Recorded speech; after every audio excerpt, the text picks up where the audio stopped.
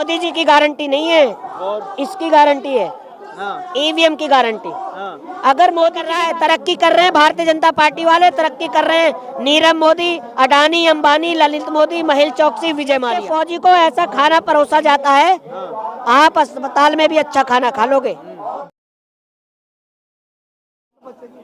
EVM हटाओ देश बचाओ का नारा लेकर के आज जंतर मंतर पर यहाँ पर धरना प्रदर्शन चल रहा है। हमारे साथ मेहताब हिंदुस्तानी है, इनसे ये जानने की कोशिश करेंगे कि आखिर ये ईवीएम हटाओ देश बचाओ का नारा लेकर क्यों निकले हैं। देखिए, सबसे पहले तो मैं आपका बहुत बहुत धन्यवाद, बहुत बहुत शुक्रिया अदा करना चाहता हूँ। आपने मुझे बोलने का मौका दिया और मैं एक देशभक्ति शेर के साथ शुरुआत करना चाहता हूँ कि सरफरोशी की तमन्ना अब हमारे दिल में है, सरफरोशी की तमन्ना अब हमारे दिल में है, देखना है जोर कितना बाजुए कातिल में है। आपने कहा ईवीएम के खिलाफ, देखिए आज बहुत ज़रूरत है ईवीएम के खिलाफ धरना प्रदर्शन करने की। ये जो धरना प्रदर्शन है ये एक शांतिपूर्ण धरना प्रदर्शन है, कोई उग्र धरना प्रदर्शन नहीं है। और पहले भी हमने निर्वाचन आयोग का घेराव किया था, शांतिपूर्ण पैदल मार्च कर रहे थे, जो कि हमारे देश के प्रधानमंत्री और देश के गृह मंत्री जो हैं वो इतने डरपोक हैं कि जब जब किसी संसद का या निर्वाचन आयोग का घेराव होता है तो पुलिस को आगे कर देते हैं। लेकिन देखिए, जब जब विपक्ष चुनाव हारता है तब तब है ना, खिसियानी बिल्ली खंबा नोचे वाली कहावत सटीक बैठती है विपक्ष पर। अच्छा, आपने जब ये 5 राज्यों में चुनाव थे, इससे पहले सर्वे देखे होंगे, चाहे वो प्राइवेट चैनल हो या किसी भी एजेंसियों के चैनल हो, चाहे नेशनल मीडिया हो, विपक्ष को 65% दिखा रहे थे ये कि आपके भैया 5 राज्यों में से 4 तो ये विपक्षी लेकर जाएगा, मतलब कांग्रेस ही जीतेगी। फिर एकदम इतना बड़ा बदलाव होना। मोदी की गारंटियां, मोदी जी की गारंटी नहीं है, और इसकी गारंटी है, ईवीएम की गारंटी। अगर मोदी जी की गारंटी मैं जब समझूंगा जब आप बैलेट पेपर से चुनाव कराएं और आप अपने आप को साबित करें आपकी लोकप्रियता कितनी है, तब पता चलेगा आपकी कितनी मोदी जी की गारंटी है। मोदी जी की गारंटियां ही तो चुनाव जिता कर लेकर गई है।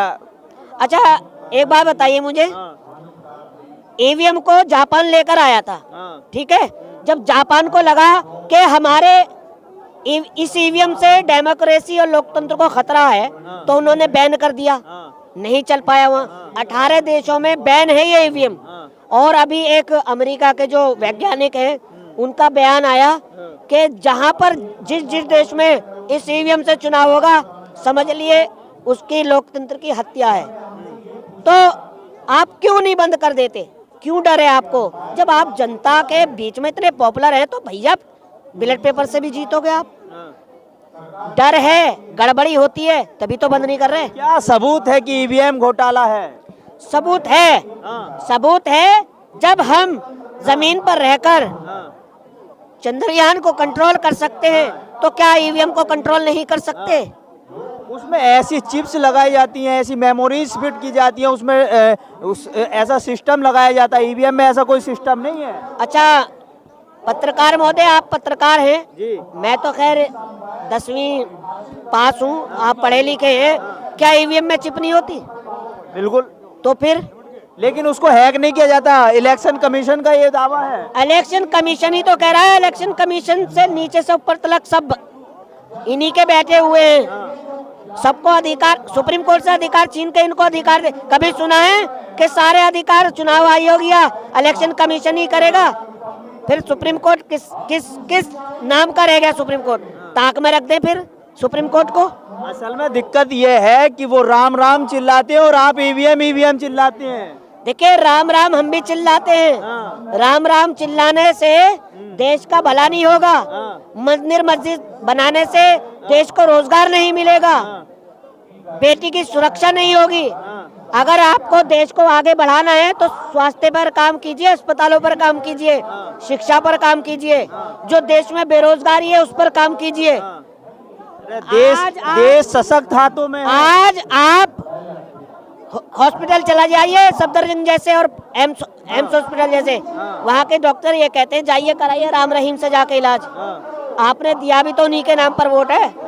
हमारे देश को गुमराह किया जा रहा है, मुद्दों से भटकाया जा रहा है। देश प्रगतिशील है अपना।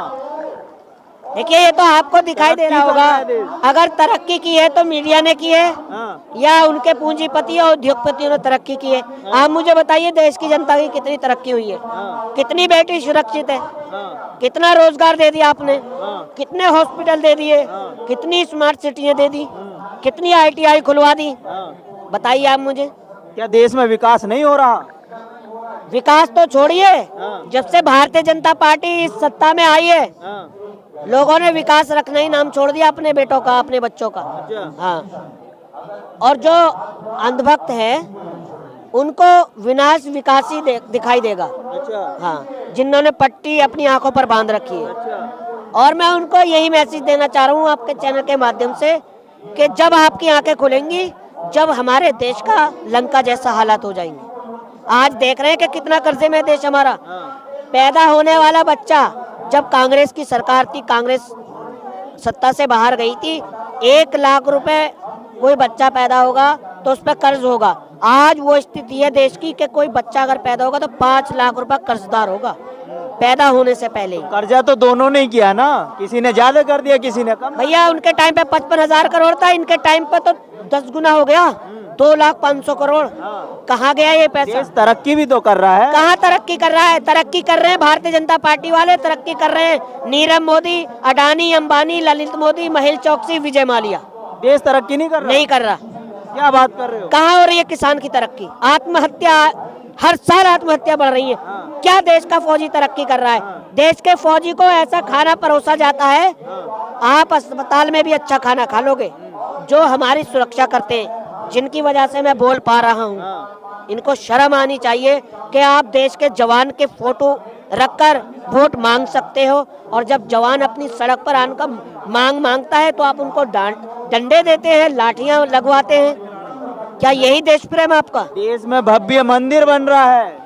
देखिए मैंने कहा ना कि मैं मंदिर मस्जिद से मुझे कोई आपत्ति नहीं है। आपत्ति है आप? भगवान श्री राम मेरे भी आदर्श हैं।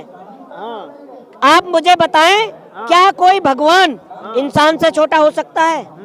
कोई ईश्वर या अल्लाह इंसान से छोटा हो सकता है? हमारे देश के प्रधानमंत्री जी राम की उंगली पकड़ कर ले जा रहे हैं, यानी कि राम की हम उंगली पकड़ कर चले या हमारी राम उंगली पकड़ कर चलेंगे? अरे ये आरोप लगाते हैं यहाँ पे। तो ये उन अंधभक्तों के लिए कह रहा हूँ मैं, हाँ। जो जिन्होंने अपनी आंखों पे पट्टी बांध रखी है।